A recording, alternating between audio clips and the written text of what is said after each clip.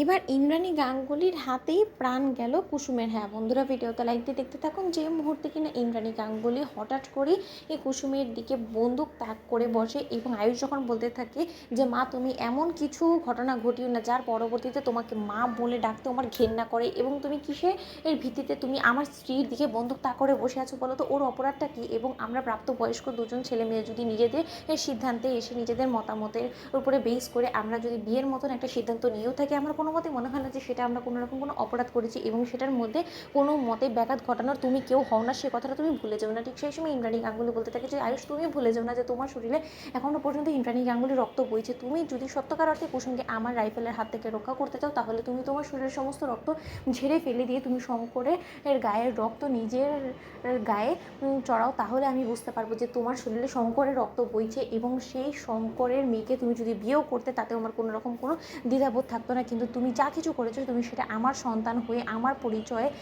রীতিমতো তুমি কুসুমকে বিয়ে করার সেই দুঃসাহস দেখিয়েছো, এবং সমস্ত কিছুর নাচের গোড়া হলো গিয়ে এই সর্বনাশী মেয়ে কুসুম। এবং ওর আজকে এত দূর অবধি বার বেরিয়ে গিয়েছে যে ও রীতিমতো আমার ছেলেকে আমার কাছ থেকে কেড়ে তো নেয়নি, শুধুমাত্র ও এবারে বউ হবে বলে ও দিনের পর দিন পরিবারের সমস্ত লোকেদেরকে নিজের বশ করে রেখেছে। ও কি মনে করেছে এই সমস্ত কিছু করে এত সহজে পার পেয়ে যাবে? কুসুম যা কিছু করেছে এর শাস্তি একমাত্র মৃত্যুদণ্ড, এবং সেটা আজকে স্বয়ং আমি নিজ হাতে নিশ্চিত করবো। কুসুম তুমি আমাকে ঈশ্বর মানো তো, তাই না? তোমার ঈশ্বরের হাতে আজকে তোমার প্রাণ যাবে, এই কথাটা তোমাকে আমি বলে দিলাম। এবং তুমি মনে করো না যে তোমাকে আমি শুধুমাত্র ভয় দেখাচ্ছি, আমি সত্যকার অর্থে কার্যক্ষেত্রে আজকে সেটা করে দেখাবো। ইন্দ্রাণী গাঙ্গুলি খুনিতে পরিণত হবে, তাও আবার তার ছেলের দিকে একটা কাজের মেয়ে হাত বাড়িয়েছে বিধায় সেই অপরাধে আজকে তোমাকে প্রাণ দিতে হবে। বলো কুসুম, তুমি তো সম্পূর্ণরূপে সবার জন্য নিজের জীবনটা উৎসর্গ করে দিতে পারো, উজাড় করে দিতে পারো, তাই না? তুমি তোমার বাবার হাতে বিষ খেয়ে মৃত্যুর পথে হাঁটার জন্য অবধি তৈরি হয়ে গিয়েছিল, এবং কি তুমি জমের দুয়ার থেকেও ফিরে এসেছো আয়ুষের দৌলতে, তাই না?